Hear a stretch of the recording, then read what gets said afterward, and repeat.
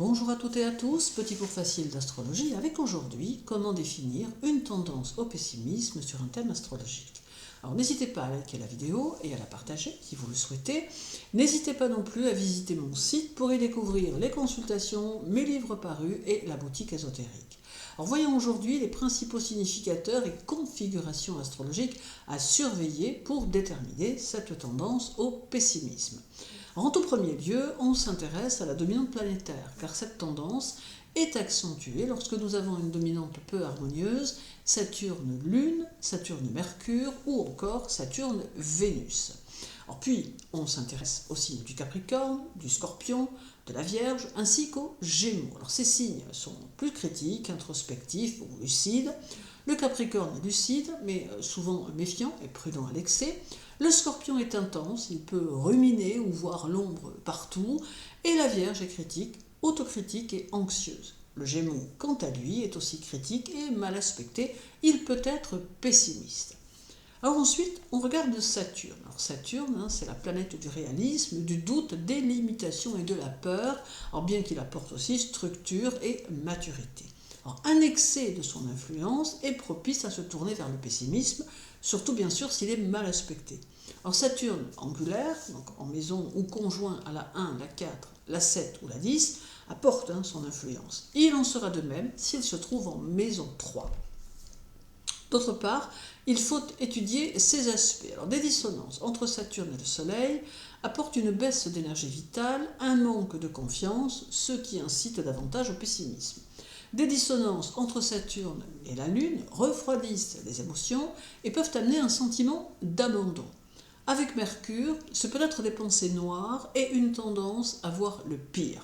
Avec Vénus, une peur du rejet ou des blocages affectifs. Et avec Jupiter, le tempérament est plus cyclotimique, passant par des phases d'enthousiasme et de réussite, suivies de phases d'abattement et d'échec. Or également, on va s'intéresser à la Lune, surtout si elle est en signe froid ou en aspect difficile, car elle régit le monde émotionnel. En Capricorne, en Scorpion ou en Vierge, cela peut donner une réserve émotionnelle ou un regard critique. La conjonction, le carré ou l'opposition à Saturne sera synonyme de refoulement, de solitude, de tristesse. Avec Pluton, il y aura des émotions intenses, de la méfiance, une certaine noirceur intérieure.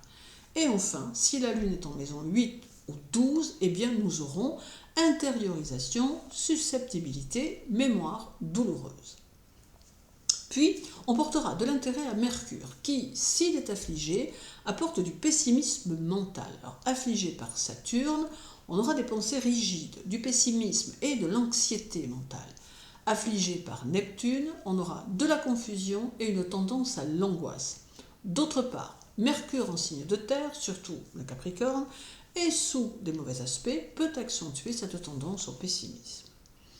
Restent les maisons 6, 8 et 12 qui sont associées à des expériences de transformation, de perte ou d'isolement. Avec les planètes personnelles, Soleil, Lune, Mercure, Vénus, cela peut indiquer une tendance à l'introspection douloureuse ou au repli. Et petit bonus, l'absence de l'élément feu, car peu ou pas de planètes en signe de feu, Bélier, Lion, Sagittaire, peut signifier un manque d'élan, d'enthousiasme ou d'optimisme spontané. Voilà comment on peut déterminer nos tendances au pessimisme. Toutefois, j'insiste toujours, montrez-vous très prudent dans la manière dont vous allez déterminer cette tendance et vérifiez-la et puis vérifiez aussi s'il n'y a pas des aspects contraires qui pourraient venir atténuer cette tendance au pessimisme. Voilà, je vous souhaite une agréable journée, prenez soin de vous et à très bientôt.